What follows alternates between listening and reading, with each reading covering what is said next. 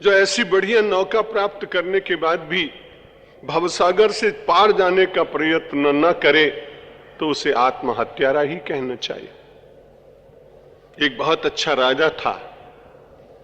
रोज प्रातःकाल बड़े प्रेम से उसका भृत्य, उसका पाचक, उसका रसोइया बहुत अच्छे कटोरे में भर करके मलाई से मिला हुआ केसर मिश्रित दूध लाके पिलाता था।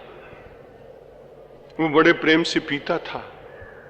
कटोरा इतना सुंदर था तो कभी कभी राजा अपने उस वैभव का स्मरण कर अपने कटोरे को भी देखने लगता, क्योंकि वो पूरी तरह से सोने का बना हुआ कटोरा था और उसमें दुनिया के जितने श्रेष्ठ रत्न मिल सकते थे, उनके कोषाध्यक्ष ने राजा को प्रसन्न करने के लिए उस कटोरे के ऊपर दुनिया के सबसे अच्छे रत्न, हीरा और मणिमाणिक के जड़ दिए थे। बड़े प्रेम से पी लेता था। पाचक पर विश्वास था, रसोइये पर विश्वास था। लेकिन एक दिन बड़ी विचित्र बात हुई। राजा का हाथ ठिठका। सामने खड़े हुए व्यक्ति से प्रश्न किया, आज मेरे मन में पता नहीं शंका क्यों हो रही है, मैं आज मुझे पीने की इच्छा नहीं हो रही है, सच सच बता क्या हुआ है। पाचक डर गया। राजा ने कभी पूछा नहीं था। भयभीत होकर उसने कहा, मेरे मन में लोभ जागा। मैंने सोचा यदि आपको मार दूं तो सारी संपत्ति का बहुत बड़ा भाग मुझको मिल जाएगा, इसलिए मैंने आज आपके कटोरे में जो कुछ दिया है उसमें विष मिला दिया। राजा ने कटोरा फेंक दिया। वो तुरंत पकड़ा गया। ये तो बड़ी पुरानी घटना है, लेकिन आप विचार करिए, आप जितने लोग हैं किसके अंश हैं? परमात्मा के अंश है ना। राजा का बेटा राजा होता है तो परमात्मा का बेटा परमात्मा नहीं हुआ, आप कैसे कह सकते हैं?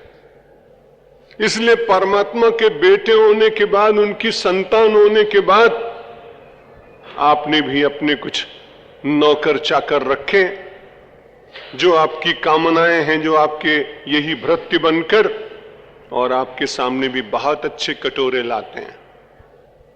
वो संसार के पदार्थ रूपी कटोरे के भीतर और विषय रूपी विष जब भर जाता है, राजा तो कांपता है, उसे पता चल जाता है, पर हम परमात्मा के अंश होने पर भी विष पी पी कर जीने का प्रयत्न करते हैं।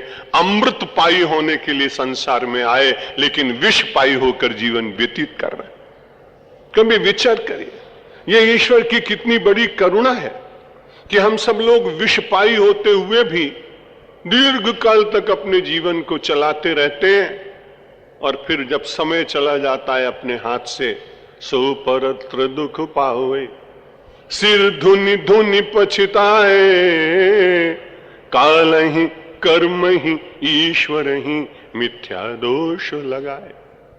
फिर अपनी शक्ति को विभिन्न प्रकार के दोषों में समर्पित करने के बाद खोखला जीवन, अपूर्ण जीवन, निष्क्रिय जीवन, ऊर्जा रहित जीवन, फिर उसके लिए पश्चाताप करते हैं। जब ऊर्जा थी तब उसका बहुत अच्छा उपयोग कर सकते थे, लेकिन नहीं किया।